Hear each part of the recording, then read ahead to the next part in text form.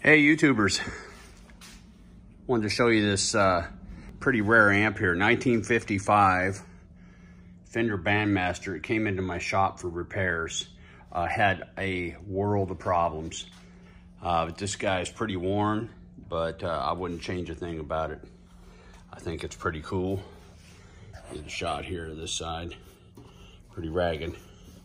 Not sure what that sticker's all about, but that's the owner brought that in. And flip this guy around here. Here's the top half of it. The chassis buffed out a little bit, but I didn't want to harm any of that nice silk screening on there. And here's the gut shot. This guy had all kinds of problems. Every coupling cap in this amp, the Astrons were leaking like a sieve. Absolutely no way to save them. Same with the filter caps.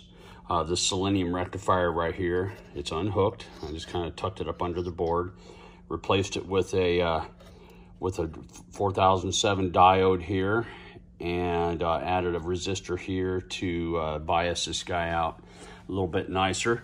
The tube sockets all been replaced. Had to do it. The originals, the tubes were falling out of them. And I tried to tighten those pins up and save them, and they were just too bad. So anyway, somewhere along the lines, the customers owned this amp since probably the 60s. The 310s were stripped out, and this 15 was put in there. I'm going to encourage him to get a 310 baffle back in this guy and 310-inch speakers. Let me get a shot of the tube chart for you guys. Check that out. So this is the old 5E7 here. Anyway, loaded up with some JJs. Not my favorite brand by any stretch, but they work, and we were trying to do what we could to save some money. We had a real electrical hazard right here. Death cap was removed, was just unhooked, and then this was wired properly. And so she sounds like $1 million now. Anyway, I thought you guys might enjoy seeing a little piece of history here.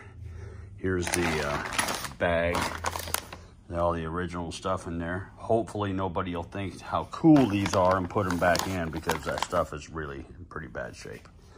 All right, there it is, P2P.